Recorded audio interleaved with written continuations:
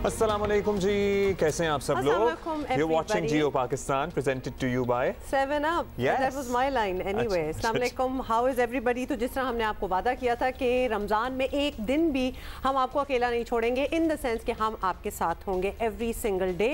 आज है Sunday and we are here as we promised. खैर अभी हम ज़रा बात कर लें और पिछले 2-3 दिन से एक यूटिलिटी स्टोर के बाहर की एक तस्वीर गर्दिश कर रही है और बड़ी तकलीफ हो रही थी मुझे वो तस्वीर देख के, जिसमें ख़वातीन बहुत बड़ी तादाद में कतार लगाए हुए हैं और चीनी जो है आपको पता है कि वैसे ही दोबारा से नायाब होना शुरू हो गई है और 83 रुपये फ़ी किलो चीनी ख़रीदने के लिए ये ख़वातीन अपना शनाख्ती कार्ड लिए यूटिलिटी स्टोर के बाहर रोज़े में घंटों खड़े रहने पर मजबूर हैं। और आजकल अगर बाकी जो स्टोर्स हैं ना, बड़े बड़े स्टोर्स हैं, मैं नाम नहीं लूँगी, लेकिन जहाँ आप जाएँ तो अक्सर आपको 2-3 किलो की चीज़ें मिलती हैं, ज़्यादा मिलती हैं और ज़रा सस्ती मिलती हैं। वहाँ भी बोर्ड्स लगे हुए हैं कि जी पर फैमिली 1 किलो चीनी जो है आपको मिलेगी। तो लिहाजा चीनी इस वक्त जो है बहुत ही नायाब। एग्जैक्टली।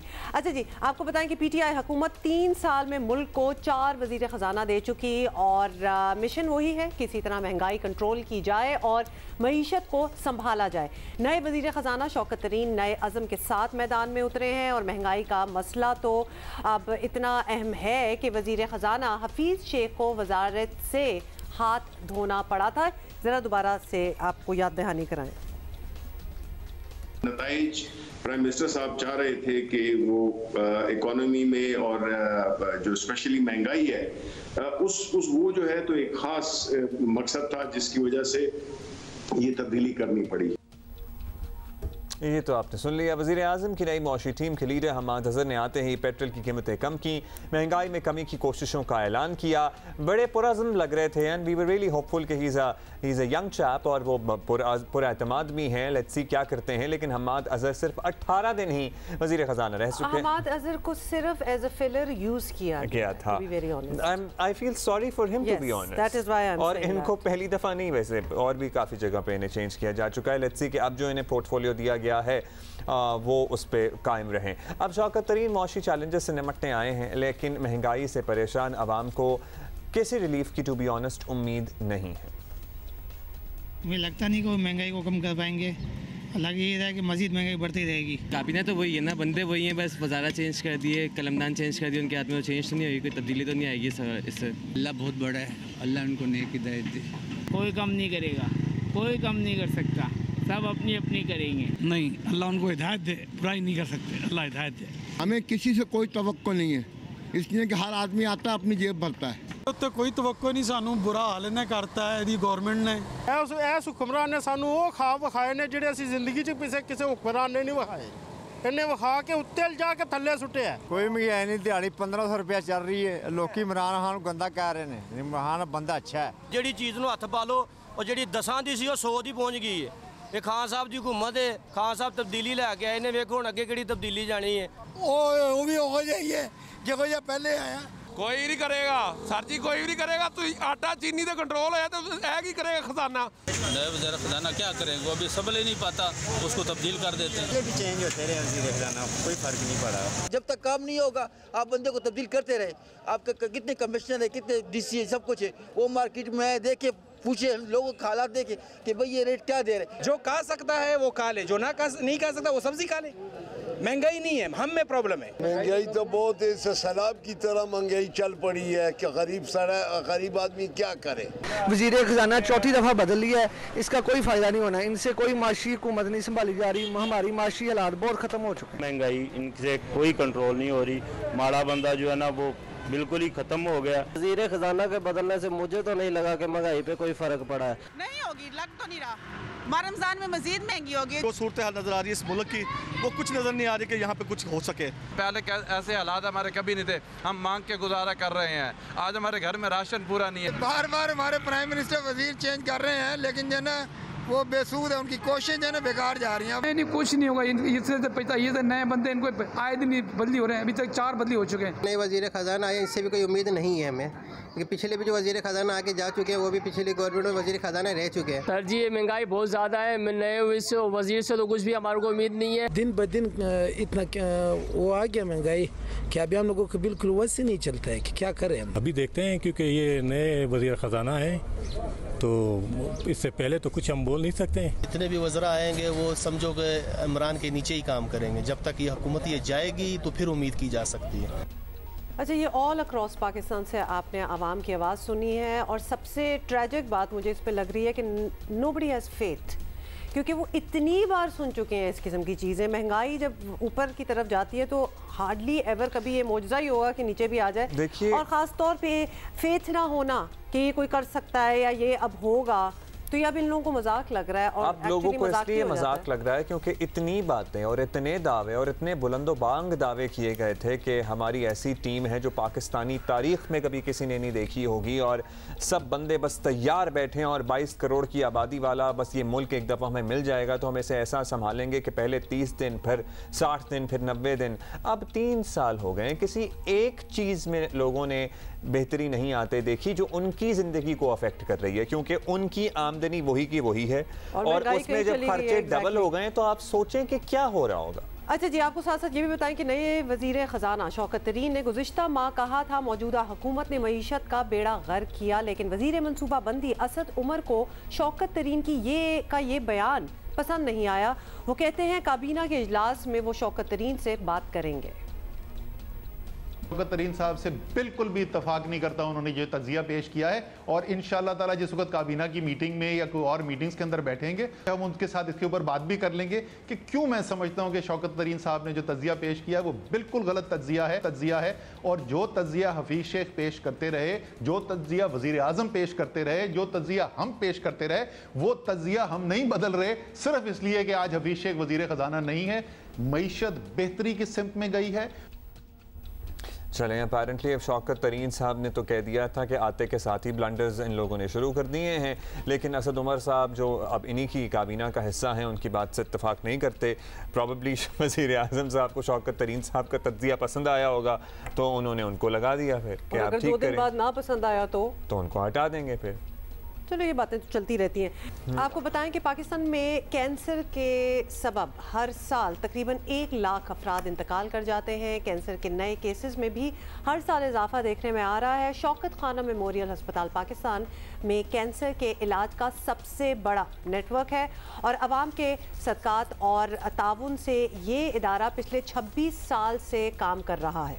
75% मरीजों को इलाज की जदीद सहूलतें बिल्कुल मुफ्त फराहम की जाती हैं। लाहौर और पेशावर के बाद अब कराची में भी शौकत खानम अस्पताल ज़ेर तामीर है और बहुत से लोगों के पर्सनल एक्सपीरियंसेस भी हैं कि किस तरह से शौकत खानम में अगर आप अफोर्ड नहीं कर सकते तो आपसे बग़ैर कोई सवाल किए एक दफ़ा आप जब रजिस्टर हो जाते हैं और आप बता देते हैं कि हम नहीं इतने पैसे दे सकते इलाज के, दोबारा आपसे कोई सवाल नहीं किया जाता और पूरे सिस्टम में साल हर साल भी आप गुजरते रहें तो कोई फ़र्क नहीं किया जाता। Very true. इस वक्त हमारे साथ मौजूद हैं शौकत खानम अस्पताल के chief medical officer doctor Asim Yusuf. Doctor साहब, सबसे पहले तो ये बता दें कि शौकत खानम अस्पताल इस वक्त क्या खिदमात सर अंजाम दे रहा है, कितने लोग मुस्तफ़ीद हो रहे हैं और इस पर औसतन कितना खर्च आता है? इस चीज़ में लोगों का बड़ा इंटरेस्ट है। इस वक्त शौकत खानम कैंसर हॉस्पिटल के 3 फैसिलिटीज़ हैं जहाँ पे हम कैंसर का इलाज कर रहे हैं। सबसे पहले तो हमारा लाहौर का हस्पताल है जो 1994 में जिसने काम करना शुरू किया और उसका 27वां साल अब चल रहा है ऑपरेशंस का। उसके बाद 2015 में हमने दूसरा शौकत खानम हॉस्पिटल बनाया पेशावर में, जिसको अब 5 साल से ज़्यादा वहाँ पे भी काम करते हुए हो गए। और यहाँ कराची में हमारा डायग्नोस्टिक और ट्रीटमेंट सेंटर है DHA में, जहाँ हम कैंसर का कीमोथेरेपी से इलाज करते हैं। तकरीबन हर साल हम 10 से 11 हज़ार नए कैंसर के मरीज़ लेते हैं इलाज के लिए। और कैंसर एक बीमारी तो है नहीं, तो बहुत सारी मुख्तलिफ़ बीमारियां हैं और जो सबसे कॉमन कैंसर है जो हमारे यहाँ आता है वो ख़वातीन में छाती का कैंसर है। उस पर अंदाज़न पहली दफ़ा जब हम ट्रीटमेंट करते हैं तो 10 से 12 लाख रुपए का ख़र्चा आता है। लेकिन कुछ कैंसर्स हैं जैसे खून का कैंसर, ल्यूकीमिया या लिम्फोमा, उनमें इससे 2 या 3 गुना भी खर्चा हो सकता है। डॉक्टर साहब, जाहिर है कि लाखों मरीज़ों का मयारी इलाज करना आसान बात नहीं है। कितनी फंडिंग दरकार होती है सारे सिस्टम को चलाने के लिए? इस साल हमारा जो बजट है वो 19 अरब रुपए है, इसलिए ताकि हम इन तीनों अस्पतालों में और ट्रीटमेंट सेंटर्स में जो है इलाज वो जारी रखें, क्योंकि 75% से ज़्यादा जो हमारे मरीज़ हैं उनका मुकम्मल फ्री इलाज होता है। दूसरा ये कि इस बजट में हमारी जो एक्सपेंशन प्रोजेक्ट्स हैं वो भी शामिल हैं। हमने पेशावर में इसी हफ्ते सर्जरी का काम शुरू किया है, जो कि तीसरा फेज़ था पेशावर हॉस्पिटल की डेवलपमेंट का। इसी साल हम लाहौर में एक नई बिल्डिंग बना रहे हैं, जिससे 2 से 2.5 साल में लाहौर की क्लिनिकल कैपेसिटी जो है वो डबल हो जाएगी। और तीसरा और सबसे बड़ा जो हमारा काम है, हमने पिछले साल सितंबर में कराची में शौकत खानम का और पाकिस्तान का सबसे बड़ा जो कैंसर हॉस्पिटल है उसकी तामीर का काम शुरू किया, और वो लाहौर के हॉस्पिटल से दुगना है साइज़ में। वो इंशाल्लाह 2.5 साल में मुकम्मल होगा, और उसमें न सिर्फ कराची और पूरे सिंध बल्कि जनूबी बलूचिस्तान के भी मरीज़ को हम ट्रीट कर पाएंगे इंशाल्लाह। बहुत बहुत शुक्रिया डॉक्टर आसिम, बहुत शुक्रिया आपका। पूरी दुनिया को पता है कि शौकत खानम अब लिटरली किसी तारीफ़ का मोहताज नहीं है।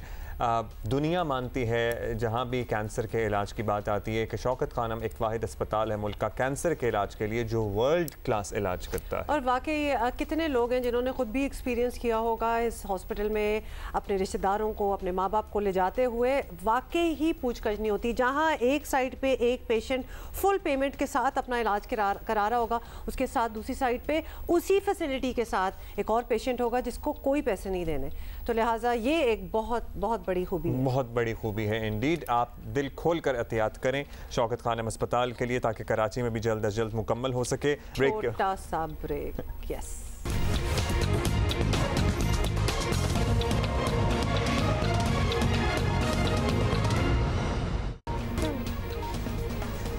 वेलकम बैक जी, आप देख रहे हैं Geo Pakistan, presented to you by 7up, और thank you for writing into us. या thank you for your tweets. और हमें अकेले फीलिंग नहीं हो रही, वैसे ही नहीं होती, लेकिन आप लोग हमारे साथ हैं और बहुत सी सजेशंस भी आपकी आ रही हैं। कुछ आपके टॉपिक्स आप कह रहे हैं कि इस बात पे बात कर लें, तो उस पर मेरा ख्याल है सोशल मीडिया और ट्विटर पे ही बात की जाए तो बेहतर है। हम इस प्लेटफॉर्म पे मेरा ख्याल है बात नहीं करेंगे, समझ तो आप गए होंगे। Let us talk about Covid.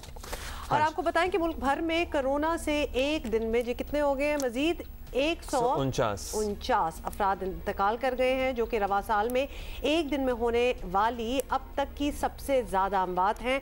और मरने वाले 97 अफराद का ताल्लुक पंजाब से है, 97 का। 6000 से ज़ायद नए कोरोना केसेस भी सामने आए हैं। पंजाब में 93% ICUs और 79% ऑक्सीजन वार्ड्स कोरोना के मरीजों से भर चुके हैं। बलूचिस्तान और खैबर पख्तूनख्वा में मुस्बत केसेस की शरह में मजीद इजाफा हुआ है।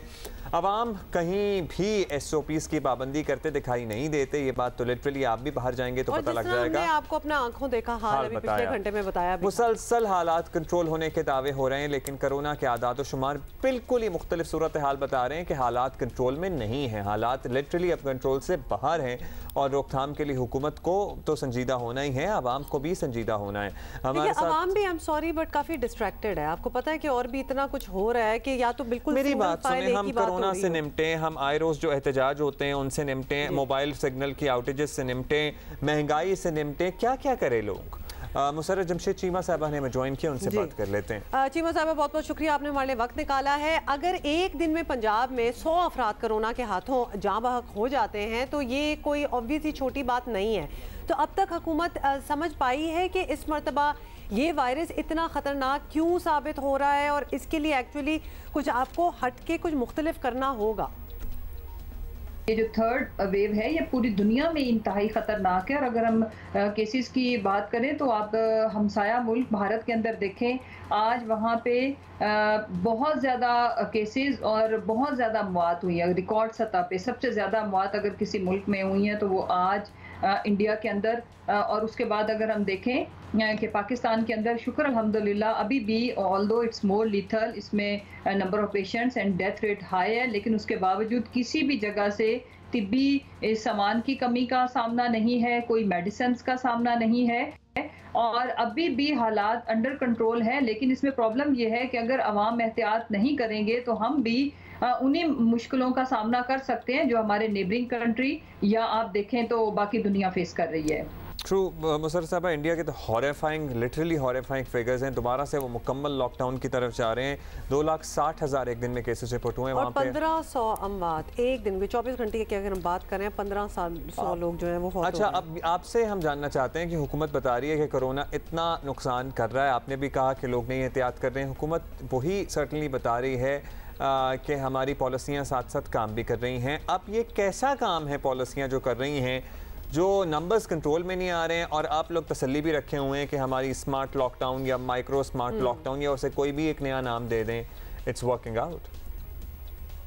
देखिए, सबसे पहले तो मैं अर्ज करूं कि जो थर्ड वेव ने तबाही मचाई है इंडिया के अंदर और बाकी ममालिक के अंदर, उसके कंपैरिजन में देखें तो पाकिस्तान की जो अरेंजमेंट्स हैं या पाकिस्तान में जो सिचुएशन है वो किसी हद तक अंडर कंट्रोल है। और अगर हम अभी बात करें तो केसेस जिस तेज़ी से बढ़ रहे थे उसमें भी शरह में कमी आई है। और आज के दिन में जो पिछला जितनी भी ये जो थर्ड वेव का जो एक वो चल रही थी इंक्रीज, उसमें कमी वाकई हुई है। लेकिन इम्पॉर्टेंट चीज़ ये है कि हमने अवाम को अगर खुली छूट दे दी कि चीज़ें हमारी अंडर कंट्रोल है, तो फिर आप खुद अंदाज़ा लगा सकती हैं कि with in a couple of days हम अपने हॉस्पिटल को फुल कर देंगे। और फिर उसके बाद जो हालात होंगे, जो पूरी दुनिया ने उसका सामना किया, तो इसलिए गवर्नमेंट की पहली रिस्पॉन्सिबिलिटी है प्रिकॉशनरी मेजर्स को फॉलो कराना।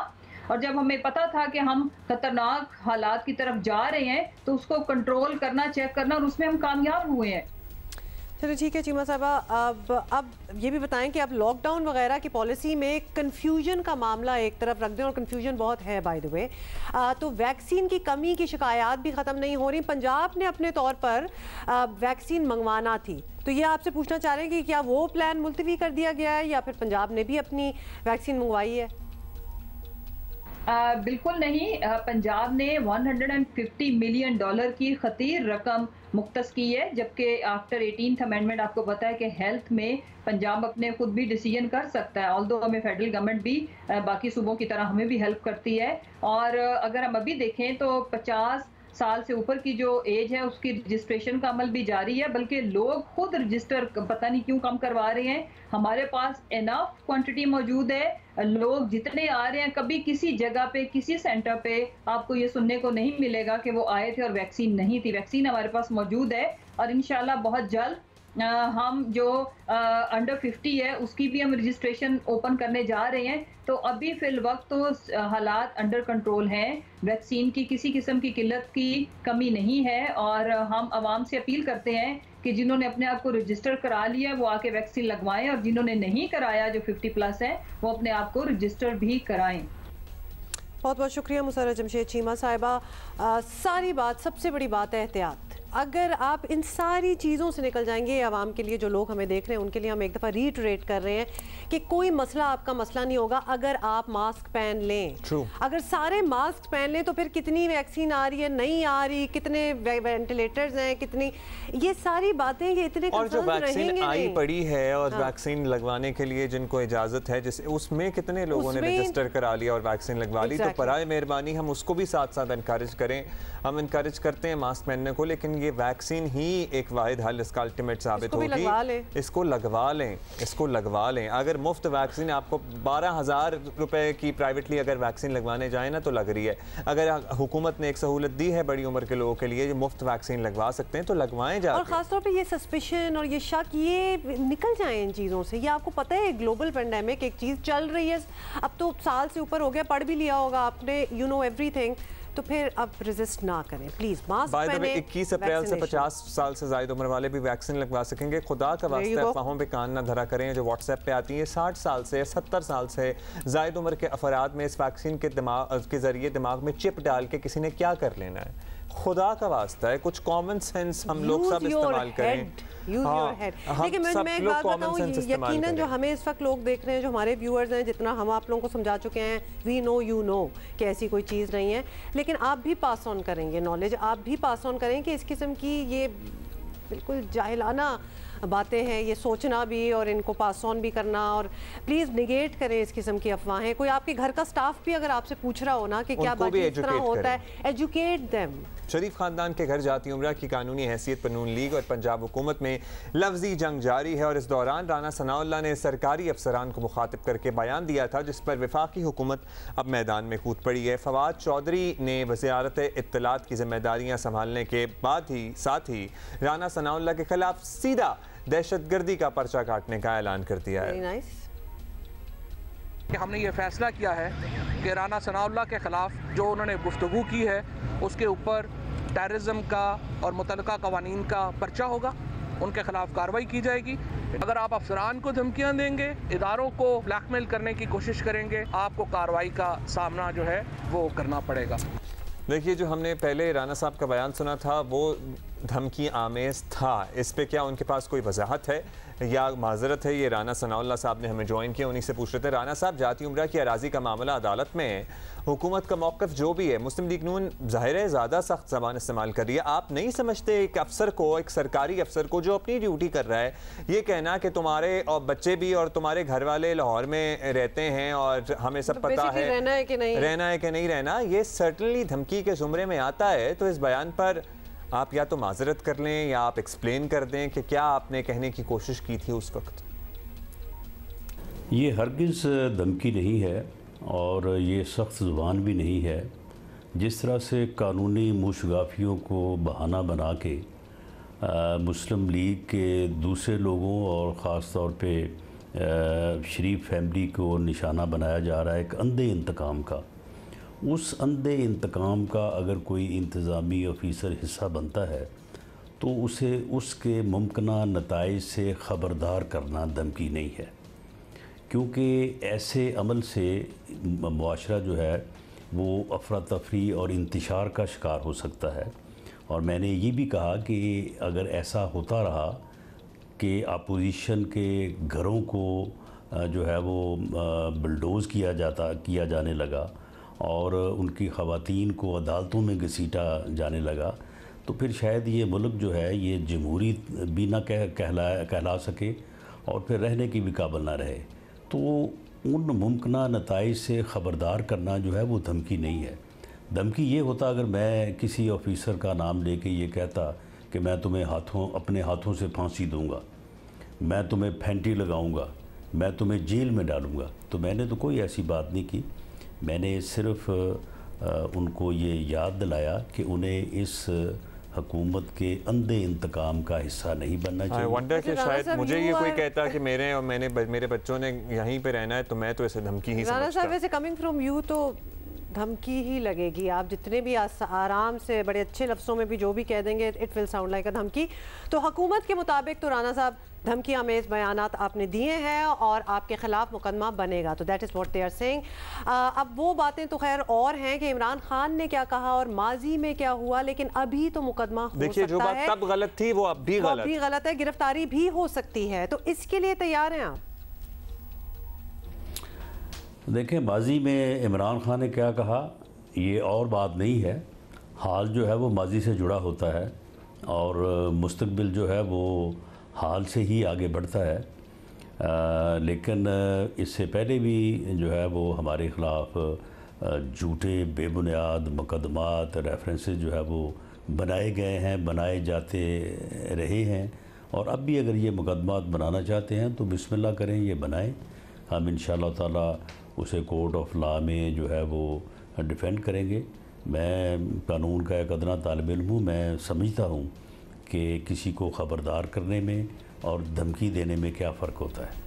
अच्छा राना साहब, चलें, आप कह रहे हैं जी आपने धमकी नहीं दी, अब आपका ये मौक़िफ़ है तो हम इस पर दोबारा बार बार पूछ ही चुके हैं। आप बता दीजिए कि एक और इशू पे भी आपका मौक़िफ़ हम लेना चाहेंगे। जहांगीर तरीन तहरीक इंसाफ से नाराज़ हैं, 2-3 दर्जन अरकान असम्बली के साथ फिर रहे हैं इधर उधर, यूँ कह लें कि सियासी मार्केट में प्रॉबेबली शायद वो अब दस्तयाब हैं। तो क्या मुस्लिम लीग नून दिलचस्पी रखती है इस ग्रुप को अपनी तरफ माइल करने में, क्योंकि उनके जरदारी साहब से मिलने की खबरें तो पहले आ रही थीं, तस्दीक तरदीद होती चली गई?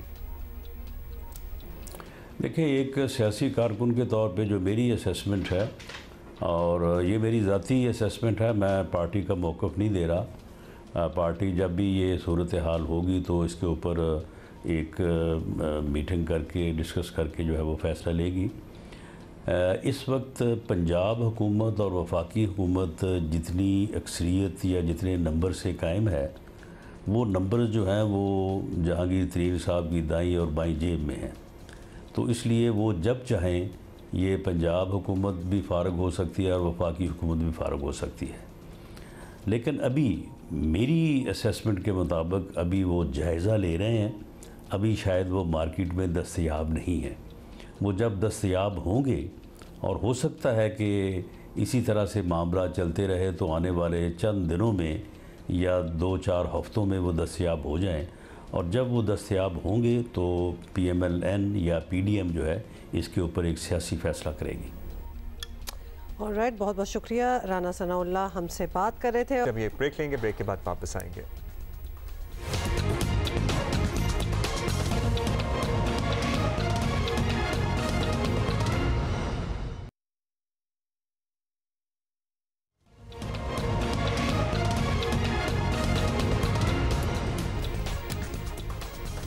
एक अच्छी खबर हमने आपको देनी है। कराची की डाउ यूनिवर्सिटी में मरीज़ का अपना ही जिगर उसे वापस लगा दिया गया है।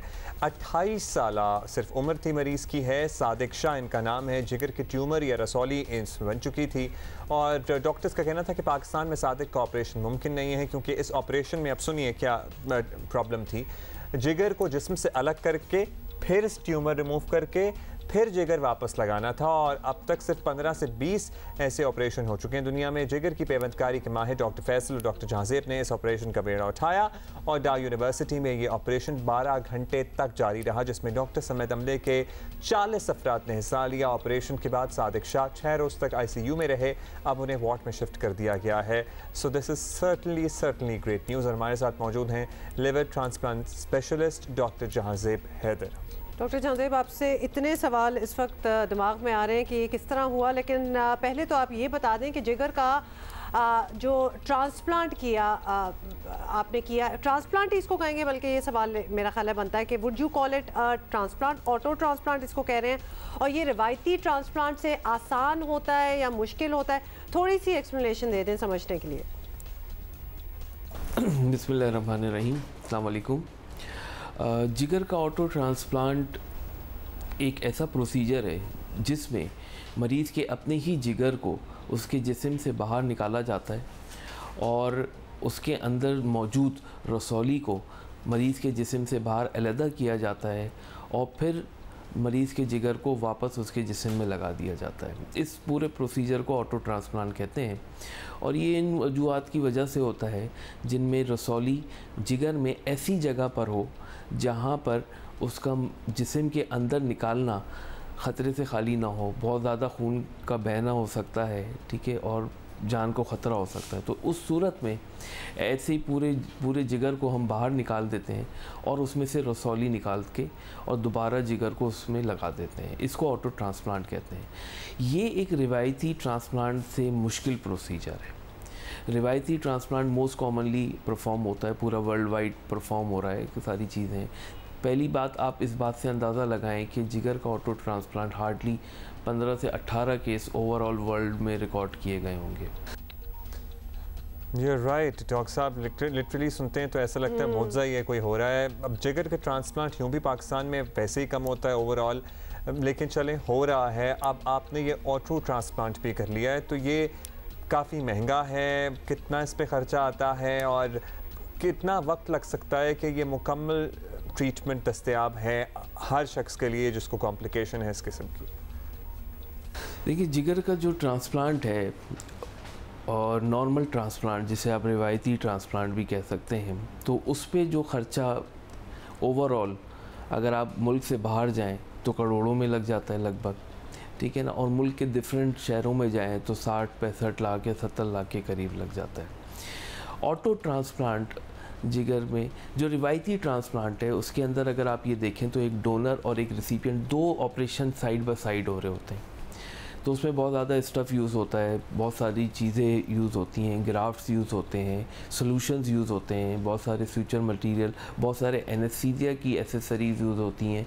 तो ये इस तरीके से जो ट्रांसप्लांट का प्रोसेस है वो काफ़ी महंगा पड़ जाता है ओवरऑल।